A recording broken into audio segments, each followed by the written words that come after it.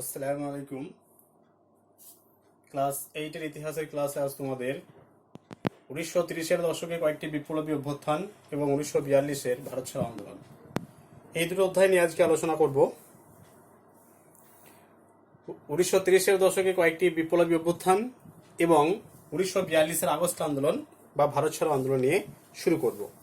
দেখো, তোমাদের টেক্সট বই 123, পেজ নাম্বার 123-এ টুকরো কথার মধ্যে এটা আলোচনা করা আছে। প্রথম যেটা আলোচনা করব সেটা পেজ নাম্বার 123 পাতার মধ্যে টুকরো কথা এটা আলোচনা করা আছে। এখানে কয়েকটি বিপ্লবী অভ্যুত্থানের কথা বলা আছে। মাস্টারদা সূর্য সেন ও জালালাবাদের যুদ্ধ, বিনয় বাদল দীনেশ ও অলিন্দ অভিযান আর ভগৎ সিং, এই তিনজনের কথা কিন্তু এখানে আলোচনা করা আছে। তাহলে এটা প্রথমে আমরা আলোচনা করে নেব, তারপরে 1942-এর যে আগস্ট আন্দোলন বা ভারত ছাড়ো আন্দোলন সে সম্পর্কে আলোচনা করব। দেখো, 1930 খ্রিস্টাব্দের 18 এপ্রিল 1930 খ্রিস্টাব্দের 18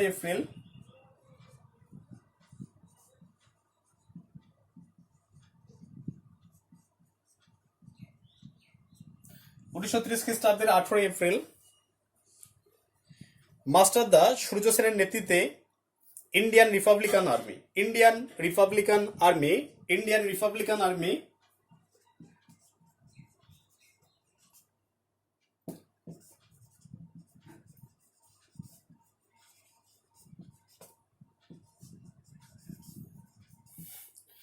1930 খ্রিস্টাব্দের 18 এপ্রিল মাস্টারদা সূর্য সেনের নেতৃত্বে ইন্ডিয়ান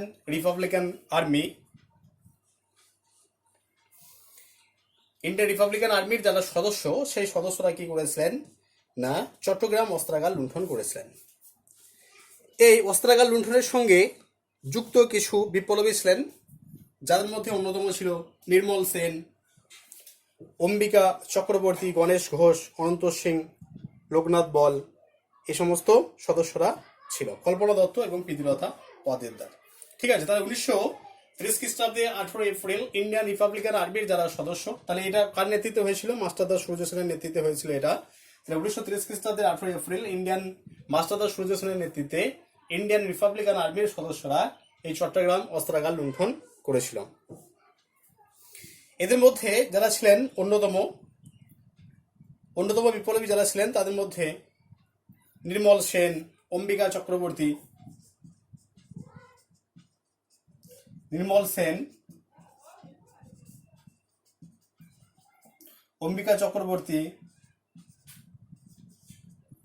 গণেশ ঘোষ,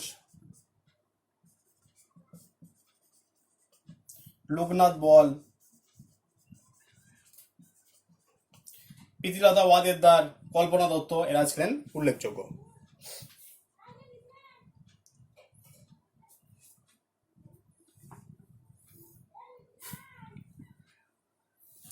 উনিশশো 30 খ্রিস্টাব্দের 22 এপ্রিল জালালাবাদ পাহাড়ে পুলিশের সঙ্গে বিপ্লবীদের যুদ্ধ হয় এবং এই যুদ্ধে 11 জন বিপ্লবী এবং 64 জন পুলিশ নিহত হন। আবার 1932 খ্রিস্টাব্দের 22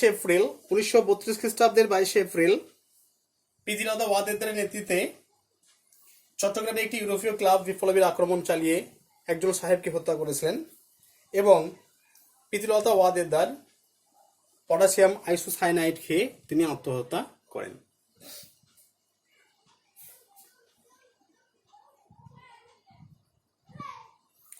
উনিশশো 33 খ্রিস্টাব্দে এই কর্মকাণ্ডের জন্য মাস্টারদা সূর্য সেন ধরা পড়ে যান পুলিশের হাতে এবং 1934 খ্রিস্টাব্দের 12 জানুয়ারি তার ফাঁসি হয়। ঠিক আছে, তাহলে 1930 খ্রিস্টাব্দে 18 এপ্রিল মাস্টারদা সূর্য সেনের নেতৃত্বে ইন্ডিয়ান রিপাবলিকান আর্মির যারা সদস্য, তারা কি করেছিলেন না চট্টগ্রাম অস্ত্রাগার লুণ্ঠন করেছিলেন। তাদের মধ্যে অন্যতম ছিল নির্মল সেন, অম্বিকা চক্রবর্তী, গণেশ ঘোষ, লোকনাথ বল, প্রীতিলতা ওয়াদেদার, কল্পনা দত্ত প্রমুখ। এরা সদস্য ছিলেন এই ইন্ডিয়ান রিপাবলিকান আর্মির সদস্য। আবার 1930 খ্রিস্টাব্দের 22 এপ্রিল জালালাবাদ পাহাড়ে পুলিশের সঙ্গে বিপ্লবীদের কি হয়, একটা যুদ্ধ হয় এবং এই যুদ্ধে 11 জন বিপ্লবী এবং 64 জন পুলিশ এখানে নিহত হয়। 1932 খ্রিস্টাব্দে প্রীতিলতা ওয়াদেদারের নেতৃত্বে 1932 খ্রিস্টাব্দে প্রীতিলতা ওয়াদেদারের নেতৃত্বে চট্টগ্রাম এর ইউরোপিয়ান ক্লাব বিপ্লবের আক্রমণ চালিয়ে একজন সাহেবকে হত্যা করে এবং প্রীতিলতা ধরা পড়ার আগেই, পুলিশের হাতে ধরা পড়ার আগেই তিনি পটাশিয়াম আইসোসায়ানেটের মদ খেয়ে আত্মহত্যা করেন। তাহলে এই যে কর্মকাণ্ড, ইন্ডিয়ান রিপাবলিকান আর্মি যার মুখপত্র বা যার মাথা ছিলেন মাস্টারদর সূর্য সেন, তাহলে সেই মাস্টারদর সূর্য সেন 1933 খ্রিস্টাব্দে পুলিশের হাতে ধরা পড়ে যান এবং 1934 খ্রিস্টাব্দে 12 জানুয়ারি তার ফাঁসি হয়।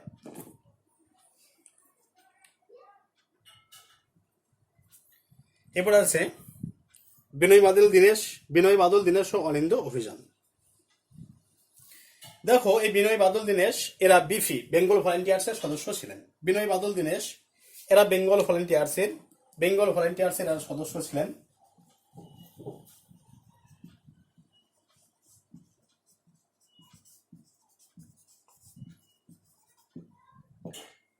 বেঙ্গল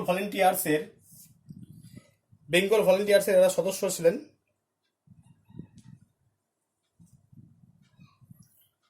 এই তিনজন, বিনয় বসু, বাদল গুপ্ত এবং দীনেশ গুপ্ত।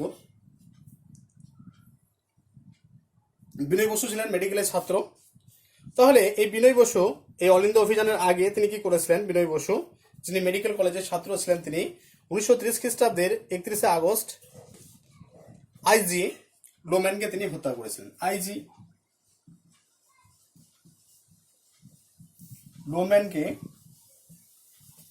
তিনি লোম্যানকে হত্যা করেন। তাহলে বেঙ্গল ভলেন্টিয়ার্সের সদস্য ছিলেন কে? বিনয় বসু, বাদল গুপ্ত এবং দীনেশ গুপ্ত। এই তিনজন ছিলেন বেঙ্গল ভলেন্টিয়ার্সের সদস্য। তাহলে এই অলিন্দ অভিযান শুরু করার আগে বিনয় বসু কি করেছিলেন? যিনি মেডিকেলের ছাত্র, সেই বিনয় বসু আইজি এই লোম্যানকে হত্যা করেছিলেন। 1930 খ্রিস্টাব্দের 8ই ডিসেম্বর এই বিফি বা বেঙ্গল ভলেন্টিয়ার্সের তিনজন সদস্য বিনয় বসু, বাদল গুপ্ত এবং দীনেশ গুপ্ত, ঠিক আছে, 1930 খ্রিস্টাব্দের 8ই ডিসেম্বর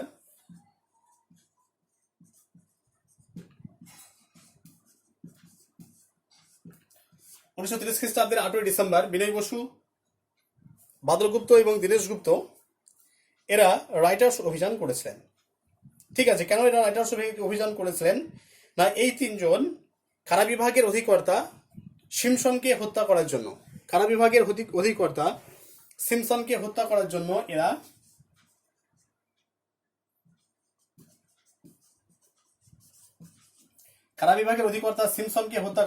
এরা কি করেছিলেন? এরা রাইটার্স অভিযান করেছিলেন এবং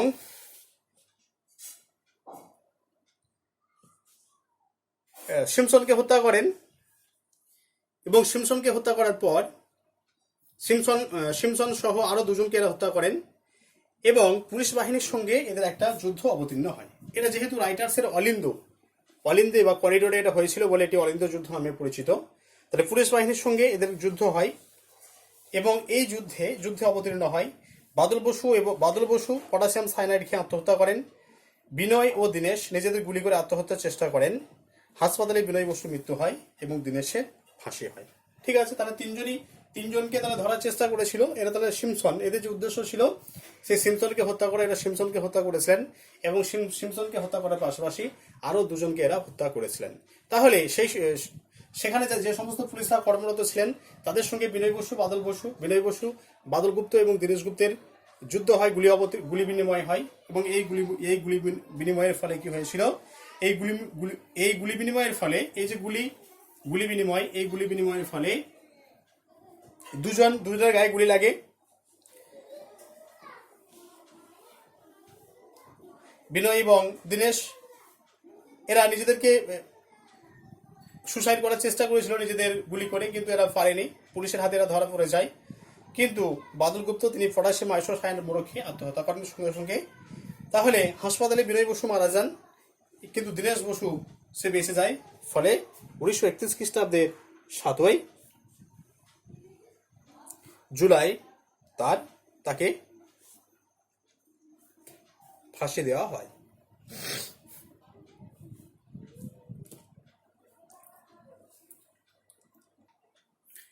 এরপর আছে ভগৎ সিং। ভগৎ সিং, দেখো 1923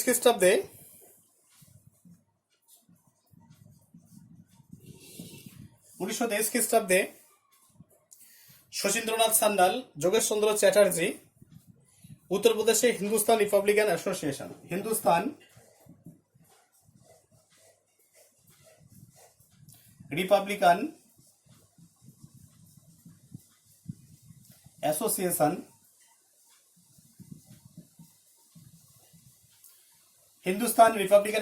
প্রতিষ্ঠা করেছিলেন 1923 খ্রিস্টাব্দে শচীন্দ্রনাথ সান্যাল এবং যোগেশ চন্দ্র চ্যাটার্জি। শচীন্দ্রনাথ সান্যাল,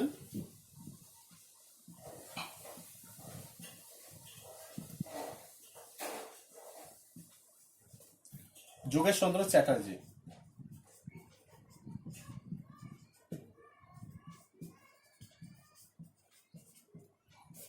ঠিক আছে, 1923 খ্রিস্টাব্দে হিন্দুস্তান রিপাবলিকান অ্যাসোসিয়েশন প্রতিষ্ঠা করেছিলেন শচীন্দ্রনাথ সান্যাল আর যোগেশ চন্দ্র চ্যাটার্জি। পরবর্তীকালে চন্দ্রশেখর আজাদের নেতৃত্বে এই বিপ্লবীরা ফিরোজ শাহ কোটলার ময়দানে মিলিত হয় এবং ভগৎ সিং এর প্রস্তাব অনুযায়ী এই সংগঠনের নাম হয় Hindustan socialist Republican association. Hindustan socialist, এখানে শুধু একটা জিনিস যোগ হচ্ছে, ঠিক আছে, মাঝে একটা জিনিস যোগ হচ্ছে, সোশ্যালিস্ট।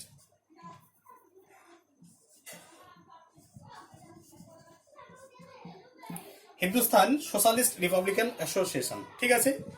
এটা ভগৎ সিং এর নেতৃত্বে নতুন নামকরণ করা হচ্ছে এটা, এবং এর উদ্দেশ্য ছিল কি, হিন্দুস্তান সোশ্যালিস্ট রিপাবলিকান অ্যাসোসিয়েশন এর উদ্দেশ্য ছিল হিন্দুস্তান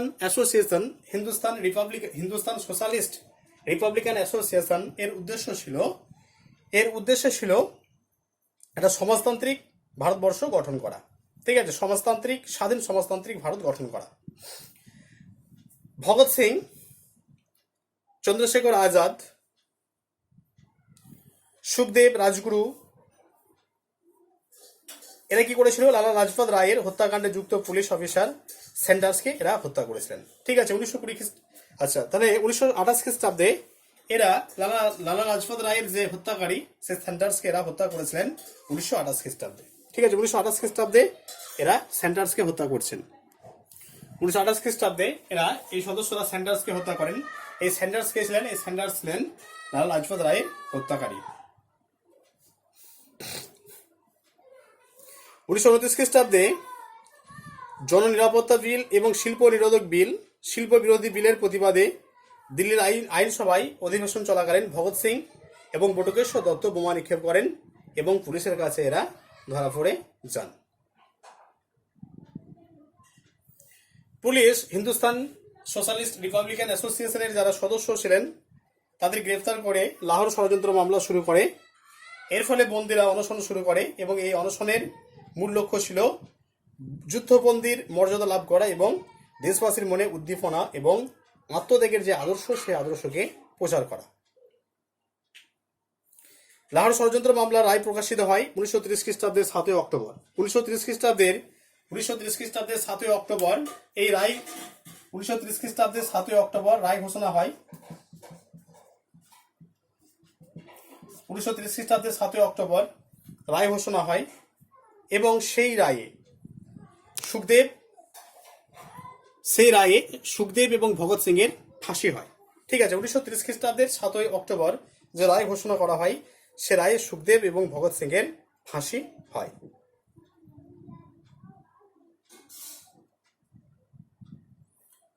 ভগৎ সিং, সুখদেব এবং রাজগুরু, ঠিক আছে, ভগৎ সিং, সুখদেব এবং রাজগুরু এই তিনজনের ফাঁসি হয়। 1929 খ্রিস্টাব্দের ডিসেম্বর মাসে লর্ড আরউইনের স্পেশাল ট্রেন চন্দ্রশেখর আজাদ ও জসপাল বোমা নিক্ষেপ করেন এবং বড়লাট জখম হন। 1931 খ্রিস্টাব্দে আলফ্রেড পার্কে পুলিশের সঙ্গে লড়াই চলাকালীন চন্দ্রশেখর আজাদের মৃত্যু হয়। তাহলে এই যে ধরো 1930-এর দশকে কয়েকটি বিপ্লবী অভ্যুত্থান, এই বিপ্লবী অভ্যুত্থান কিন্তু সেই সময় ব্রিটিশ যে শাসন সেই ব্রিটিশ শাসনের ভিতকে নাড়া দিয়েছিল এবং তারা বুঝতে পেরেছিল যে এইভাবে যদি বিপ্লবী সন্ত্রাসবাদকে দমন করা না যায়, এইভাবে যদি বিপ্লবী অভ্যুত্থানকে দমন করা না যায়, তাহলে ভারতবর্ষে কিন্তু তাদের দিন খুব তাড়াতাড়ি শেষ হয়ে আসছে। এই কারণের জন্য তারা কি করেছিলেন, এই কারণের জন্য ইংরেজরা কঠোর হাতে এই সমস্ত বিপ্লবী অভ্যুত্থানকে তারা দমন করার চেষ্টা করেছিল। এরপর আমরা আলোচনা করব 1942-এর আগস্ট আন্দোলন বা ভারত ছাড়ো আন্দোলন। ঠিক আছে, 1942-এর আগস্ট আন্দোলন বা ভারত ছাড়ো আন্দোলন ভারতের মুক্তি সংগ্রামের ইতিহাসে ভারত ছাড়ো আন্দোলন এক গৌরবোজ্জ্বল অধ্যায়। ঠিক আছে, 1942-এর আগস্ট আন্দোলন ছিল গান্ধীজির নেতৃত্বে পরিচালিত সর্ববৃহৎ গণ আন্দোলন। 1942-এর আগস্ট আন্দোলন ছিল গান্ধীজির নেতৃত্বে পরিচালিত সর্ববৃহৎ গণ আন্দোলন, এবং এই আন্দোলন এতটাই গণ আন্দোলন ছিল যা ব্রিটিশ শাসনের ভিতকে কাঁপিয়ে দিয়েছিল।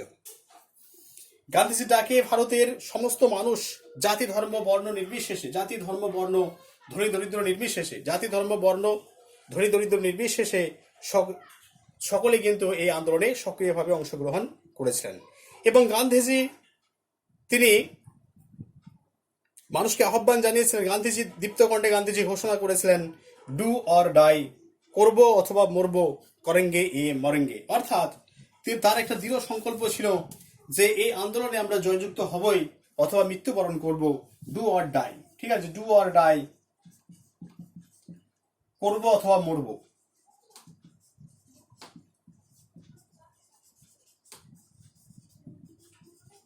এটা স্লোগান ছিল ভারত ছাড়ো আন্দোলনের, ডু অর ডাই, করব অথবা মরব, করেঙ্গে ইয়ে মারেঙ্গে।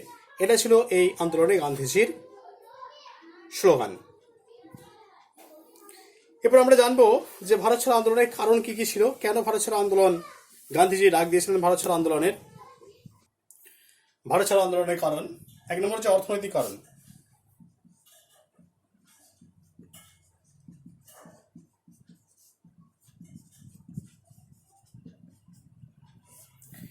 অর্থনৈতিক কারণ, দ্বিতীয় বিশ্বযুদ্ধ শুরু হলে, দ্বিতীয় বিশ্বযুদ্ধের সময়কাল কত? দ্বিতীয় বিশ্বযুদ্ধের সময়কাল হচ্ছে 1939 থেকে 1945। এটা হলো দ্বিতীয় বিশ্বযুদ্ধের সময়কাল। তাহলে এই আন্দোলন হচ্ছে কত? এই আন্দোলন হচ্ছে 1942-এ। তাহলে 1942-এ আন্দোলন সংগঠিত হয়। তাহলে দেখো, দ্বিতীয় বিশ্বযুদ্ধ শুরু হলে ভারতের অর্থনৈতিক সংকট কিন্তু চরমে ওঠে। তাহলে প্রথম বিশ্বযুদ্ধ থেকেও দ্বিতীয় বিশ্বযুদ্ধের ফলাফল ছিল আরো বেশি কিন্তু ধ্বংসাত্মক। ঠিক আছে, তাহলে এই দ্বিতীয় বিশ্বযুদ্ধ সময় ভারতের যে অর্থনৈতিক কাঠামো বা অর্থনৈতিক অবস্থা চরমে উঠেছিল। এবং এই সময় কি হয়েছিল না, এই সময় নিত্য প্রয়োজনীয় জিনিসের দাম বৃদ্ধি পেয়েছিল। নিত্য প্রয়োজনীয় জিনিসের দাম অস্বাভাবিক হারে বৃদ্ধি পেয়েছিল। এর ফলে কিন্তু সাধারণ মানুষের জীবন দুর্বিষহ হয়ে পড়েছিল। আবার ইংরেজ সরকার সৈন্যবাহিনীর জন্য বাজার থেকে খাদ্য সংগ্রহ শুরু করলে খাদ্যশস্যের দাম সাধারণ মানুষের ধরাছোঁয়ার বাইরে চলে যায়। ফলে সাধারণ মানুষের ক্ষোভ বৃদ্ধি পায়, এবং সেই ক্ষোভ কোথায় গিয়ে পড়ে? সেই ক্ষোভ ইংরেজদের উপরে গিয়ে পড়ে। তাহলে দ্বিতীয় বিশ্বযুদ্ধে প্রচুর পরিমাণে ইংরেজ সেনা মোতায়েন করা হয়েছিল। তাহলে সেই সমস্ত সেনাদের জন্য বাজারে যে সমস্ত খাদ্যশস্য ছিল সেগুলোকে কি করা হয়েছিল না, সেই সমস্ত খাদ্যশস্যগুলোকে তারা নিজেরা সৈন্যবাহিনীর জন্য তারা মজুত করে রেখেছিল। ফলে যারা সাধারণ মানুষ তারা কিন্তু খাদ্যশস্য পায়নি। এই ক্ষোভটা গিয়ে কিন্তু ইংরেজদের উপরে পড়েছিল ভারতীয়দের। 2 নম্বর হচ্ছে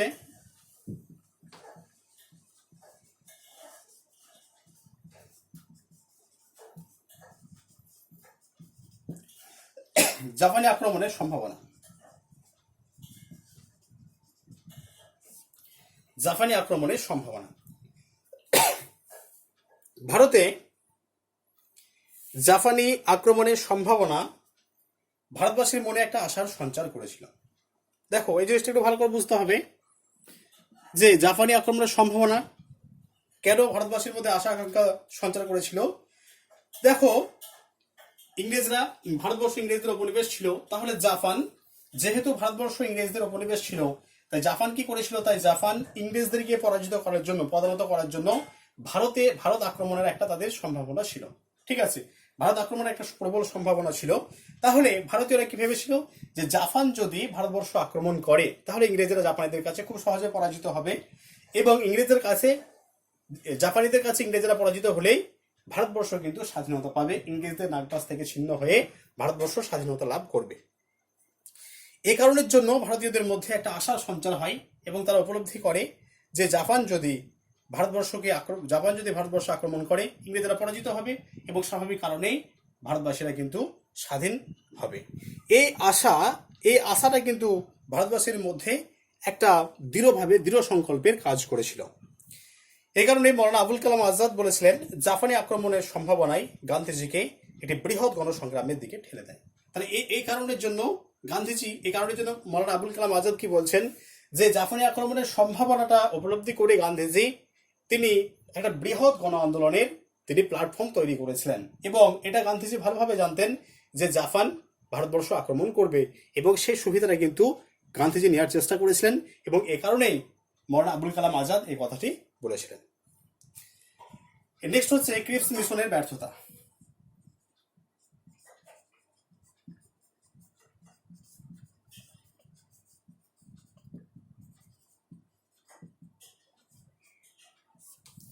ক্রিপস মিশনের ব্যর্থতা,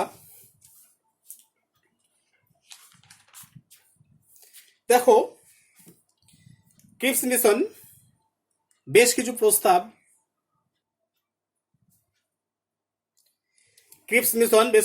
পেশ করেছিল। প্রস্তাবগুলো কি কি? প্রস্তাবগুলো এরকম যে দ্বিতীয় বিশ্বযুদ্ধ শেষ হলে ভারতকে ডোমিনিয়নের মর্যাদা দেওয়া হবে। ঠিক আছে, তাহলে 1941 খ্রিস্টাব্দে 1942 খ্রিস্টাব্দে ক্রিপস মিশন দিল্লিতে পৌঁছায়। 1942 খ্রিস্টাব্দে এই ক্রিপস মিশন, যে ক্রিপস মিশনের ব্যর্থতার কথা আমরা বলছি, 1942 খ্রিস্টাব্দে ক্রিপস মিশন দিল্লিতে পৌঁছেছিল, এবং তাদের বেশ কিছু প্রস্তাব ছিল। তাহলে প্রস্তাবগুলো কি কি? দ্বিতীয় বিশ্বযুদ্ধ শেষ হলে ভারতবর্ষকে ডোমিনিয়নের মর্যাদা দেওয়া হবে। ডোমিনিয়নের মর্যাদা দেওয়া মানে কিন্তু একটা স্বায়ত্তশাসনের অধিকার দেওয়া, নিজেদের মতো করে থাকার অধিকার দেওয়া। 2 নম্বর, যুদ্ধের পর ভারতীয় প্রতিনিধিদের নিয়ে একটি সংবিধান সভা গঠন করা হবে। এই সংবিধান সভা ভারতের জন্য একটি সংবিধান রচনা করবে। সংবিধান সভার সদস্যগণ প্রাদেশিক আইনসভাগুলির নিম্নকক্ষ দ্বারা নির্বাচিত হবেন। দেশীয় রাজ্যগুলির প্রতিনিধি দলের মনোনীত করবেন দেশীয় রাজন্যবর্গ। ভারতের কোনো প্রদেশ বা দেশীয় রাজ্য ওই সংবিধান গ্রহণ করতেও পারে, আবার অস্বীকার করতেও পারে। সংবিধান তৈরি না হওয়া পর্যন্ত ভারতের প্রতিরক্ষা দায়িত্ব ব্রিটিশ সরকারের হাতে থাকবে। যতদিন যুদ্ধ চলবে ততদিন ব্রিটেন ভারত রক্ষা বিষয়ে চূড়ান্ত সিদ্ধান্ত নিতে পারবে। ঠিক আছে, এই সমস্ত প্রস্তাবগুলো পেশ করেছিল 1942 খ্রিস্টাব্দে যখন এই ক্রিপস মিশন ভারতে আসে। কিন্তু বাস্তবে দেখা যায় যে সমস্ত প্রস্তাবগুলো তারা পেশ করেছিল, সেই প্রস্তাবগুলো কিন্তু একটাও তারা বাস্তবায়িত করতে পারেনি। সমস্তগুলোই কিন্তু ব্যর্থতায় পর্যবসিত হয়, সমস্তই ব্যর্থ হয়ে যায়। এই কারণের জন্য ভারতবাসীদের মধ্যে ক্ষোভের সঞ্চার হয়। নেক্সট হচ্ছে ইংরেজ দমন নীতি।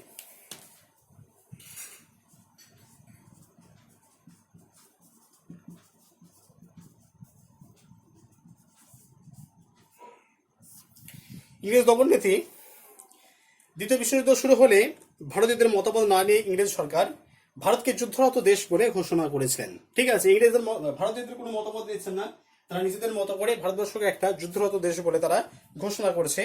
তারা অভ্যন্তরীণ নিরাপত্তার অজুহাতে ভারত রক্ষা আইনে ভারতীয়দেরকে গ্রেফতার এবং ভারতীয়দেরকে অত্যাচার শুরু করে। ঠিক আছে, ভারতীয়দেরকে গ্রেফতার করছে নিজেদের মতো করে, এবং ভারতীয়দের উপরে তারা অত্যাচার শুরু করছে।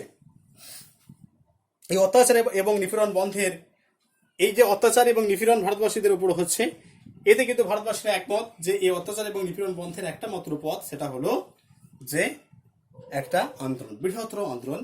এবং সেই বৃহত্তর আন্দোলন হিসেবে আমরা দেখতে পাই ভারত ছাড়ো আন্দোলন। লাস্ট পয়েন্ট হচ্ছে স্বাধীনতার স্পৃহা বৃদ্ধি।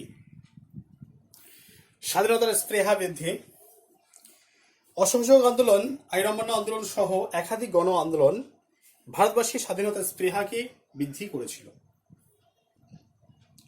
সাধারণ ভারতবাসীর মধ্যেও রাজনৈতিক চেতনা বৃদ্ধি পায়।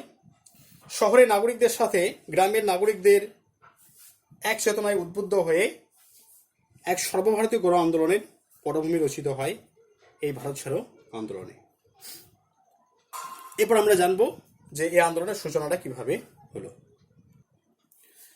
1942 খ্রিস্টাব্দের 7 আগস্ট জাতীয় কংগ্রেসের বোম্বাই অধিবেশনে ভারত ছাড়ো আন্দোলনের প্রস্তাব গৃহীত হয়। ঠিক আছে, 1942 খ্রিস্টাব্দের 7 আগস্ট জাতীয় কংগ্রেসের যে বোম্বাই অধিবেশন, সেই বোম্বাই অধিবেশনে এই ভারত ছাড়ো আন্দোলনের প্রস্তাবটা গৃহীত হয়।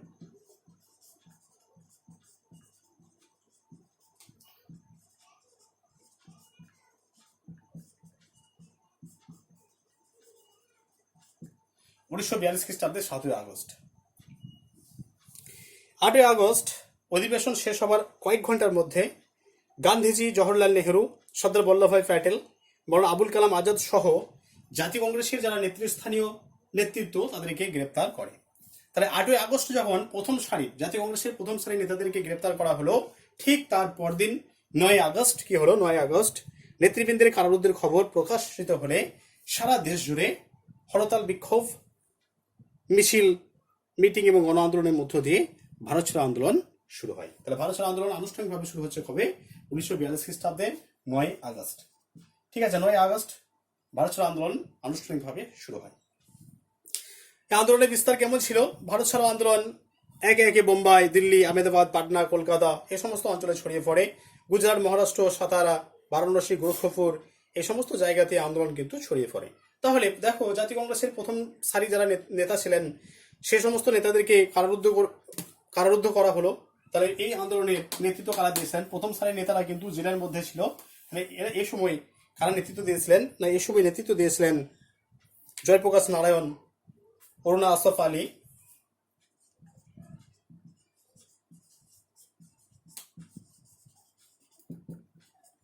জয়প্রকাশ নারায়ণ, অরুণা আসফ আলী,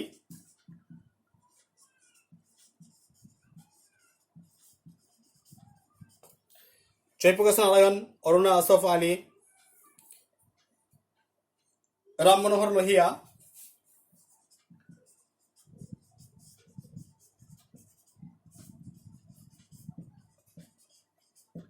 অচ্যুত পট্টবর্ধন,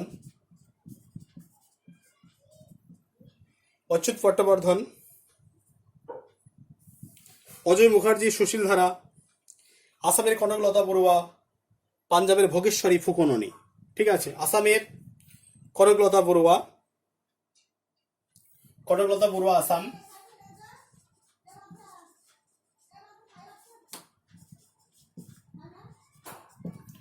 আসামের কনকলতা বড়ুয়া আর পাঞ্জাবের ভোগেশ্বরী ফুকননি এরা এই আন্দোলনে এরা নেতৃত্ব দিয়েছিলেন। যেহেতু প্রথম সারি যারা নেতা ছিলেন তারা জেলের মধ্যে ছিলেন। এরপর দেখো, বিপ্লবীদের এই যে মানে সেই সময় একটা মানে বৃহৎ গণ আন্দোলন চলছে। তাহলে সেই বৃহৎ গণ আন্দোলনের ফলে বিপ্লবীরা কি করেছিল? বিপ্লবীরা একটা ধ্বংসাত্মক রূপ তারা কিন্তু চালিয়েছিল। তাদের মধ্যে একটা ধ্বংসাত্মক রূপের তারা প্রকাশ পায় তাদের মধ্যে। সেই ধ্বংসাত্মক রূপের আমরা পরিণতি দেখতে পাই যে তারা 250টি রেল স্টেশন তারা ধ্বংস করে, 500টি ডাকঘর তারা নষ্ট করে দেয়, পুড়িয়ে দেয়, 70টি থানাতে আগুন ধরিয়ে দেয়, 85টি সরকারি অফিস তারা পুড়িয়ে দেয়। ঠিক আছে, তাহলে এইরকম তাদের মধ্যে এরকম একটা হিংসাত্মক কার্যকলাপ তাদের মধ্যে চলে আসে। তাহলে দেখো, এরকম যখন হিংসাত্মক তাদের মধ্যে চলে আসছে তখন কিন্তু ইংরেজ সরকারও কিন্তু তাদেরকে দমন করার জন্য সর্বতভাবে চেষ্টা করেছিল। তারা কিন্তু দমন করার জন্য এই আন্দোলনকে তারা কঠোর হাতে দমন করার জন্য বেশ কিছু পদ্ধতি অবলম্বন করেছিলেন। কি পদ্ধতি অবলম্বন করেছিলেন? সরকারি দমন নীতি। দেখো, ব্রিটিশ সরকার অত্যন্ত কঠোর হাতে এই বিদ্রোহ দমন করতে সচেষ্ট হয়েছিল। পেত্রাঘাত, কাঁটা বনে নিক্ষেপ, গ্রাম জ্বালিয়ে দেওয়া থেকে শুরু করে গুলিবর্ষণ সবই তারা করতে থাকে। এছাড়াও গ্রেফতার, প্রহার, জরিমানা, খুন, লুণ্ঠন, নারী সতীত্ব হরণ, নাবালক শিশুদের হত্যা এই সমস্ত করে তারা কি করেছিল? একটা বিভীষিকার সৃষ্টি করেছিল। এবং সেই বিভীষিকার সৃষ্টির ফলে মানুষরা কিন্তু এই আন্দোলন থেকে সরে আসে এবং সরকারি দমন নীতির ফলে আন্দোলন আস্তে আস্তে স্থিমিত হয়ে পড়ে। এরপর আমরা জানবো এই যে আন্দোলন একটা বৃহৎ আন্দোলন, এই বৃহৎ আন্দোলনটা কেন ব্যর্থ হলো। তাহলে এরকম একটা আন্দোলন সর্ববৃহৎ ভারতবর্ষের আপামর জনসাধারণ এই আন্দোলনে শরিক হয়েছিলেন, তবুও কিন্তু এই আন্দোলন ব্যর্থ হলো। সে ব্যর্থতার কারণ কি সে সম্পর্কে আমরা জানবো।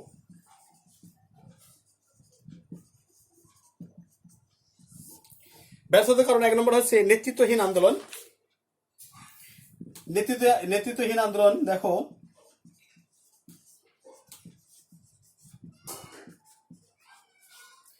এটা নেতৃত্বহীন আন্দোলন। কেন নেতৃত্বহীন আন্দোলন?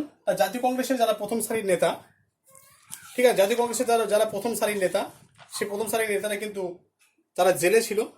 জেলে থাকার জন্য যে সমস্ত নেতা এই আন্দোলনকে পরিচালিত করতেন পরিচালিত করেছিলেন জয়প্রকাশ নারায়ণ, অরুণা আসফ আলী, রামমোহন লোহিয়া, অচ্যুত পট্টবর্ধন। এরা কিন্তু একটা আন্দোলনকে সঠিকভাবে চালানোর মতো এদের যোগ্যতা ছিল না। এই যোগ্যতা না থাকার কারণে কিন্তু এই আন্দোলন ব্যর্থ হয়। দুই হচ্ছে পরিকল্পনার অভাব।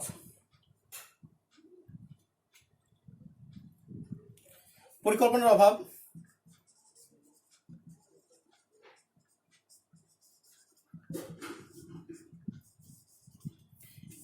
অভাব দেখো, আন্দোলন পরিচালনা করার জন্য কোনো পূর্ব পরিকল্পনা এদের মধ্যে ছিল না, ফলে একটা সুষ্ঠু পরিকল্পনার অভাবের কারণে এই আন্দোলন ব্যর্থতায় পর্যবসিত হয়।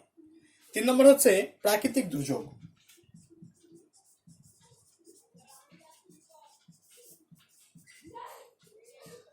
প্রাকৃতিক দুর্যোগ 1942 খ্রিস্টাব্দের অক্টোবর মাসে ব্যাপক ঝড় এবং বন্যা হয়।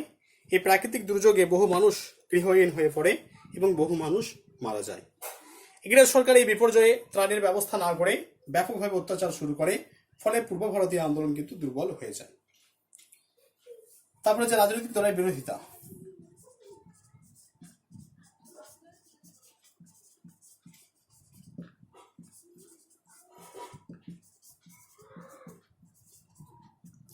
রাজনৈতিক দলের বিরোধিতা ভারতীয় কমিউনিস্ট পার্টি, হিন্দু মহাসভা, মুসলিম লীগ, লিবারেল ডেমোক্রেটিক পার্টি, এই সমস্ত দলগুলো এই আন্দোলনের বিরোধিতা করে, ফলে আন্দোলন কিন্তু ব্যর্থ হয়। ঠিক আছে, তার 1942 খ্রিস্টাব্দে ভারত ছাড়ো আন্দোলন ব্যর্থ হলেও ভারতের যে স্বাধীনতা সংগ্রাম, সেই স্বাধীনতা সংগ্রামে এই ভারত ছাড়ো আন্দোলনের অবদান ছিল অপরিসীম। স্বাধীনতার জন্য মানুষের আত্মত্যাগ, তিতিক্ষা ইংরেজদের ভীত এবং সন্ত্রস্ত করে তোলে, এবং ইংরেজরা খুব সহজে বুঝতে পারে যে ভারতবর্ষে তাদের দিন কিন্তু শেষ হয়ে আসছে। ভারতবর্ষে কিন্তু তারা আর বেশি দিন স্থায়িত্ব অর্জন করতে পারবে না। ভারতবর্ষে তাদের দিন শেষ, বা ভারতে তাদের যে মৃত্যু ঘণ্টা বেজে আসছে, এই আন্দোলন কিন্তু তার প্রমাণ করে। এবং পরবর্তীকালে নেতাজি সুভাষচন্দ্র বসুর নেতৃত্বে আজাদ হিন্দ ফৌজ এবং তার পরবর্তীকালে নৌবিদ্রোহ, সেই দুটো আন্দোলনকে এই বিদ্রোহ অনেকখানি অনুপ্রাণিত করে। ঠিক আছে, তাহলে আজকে তোমাদের এই দুটো নিয়ে আলোচনা করা হলো, 1942-এর ভারত ছাড়ো আন্দোলন আর 1930 খ্রিস্টাব্দের 1930-এর দশকে কয়েকটি বিপ্লব অভ্যুত্থান এবং 1942-এর আগস্ট আন্দোলন বা ভারত ছাড়ো আন্দোলন। এই দুটো জিনিস নিয়ে আলোচনা করা হলো। ভারত ছাড়ো আন্দোলন খুব ইম্পর্টেন্ট। ঠিক আছে, ভালোভাবে তোমরা এটা তৈরি করবে। প্রশ্নগুলো কিছু অসুবিধা হলে আমাকে বলবে, কোনো পয়েন্টস যদি বুঝতে না পারো। ঠিক আছে, ভিডিওটা একটু লেন্থি হয়ে গেল, ভিডিওটা সবাই দেখবে, এটা খুব গুরুত্বপূর্ণ অধ্যায়। ঠিক আছে, ভারত ছাড়ো আন্দোলন খুব গুরুত্বপূর্ণ, সবাই ভালো করে দেখবে। কিছু অসুবিধা হলে অবশ্যই আমাকে মেসেজ করবে। ঠিক আছে।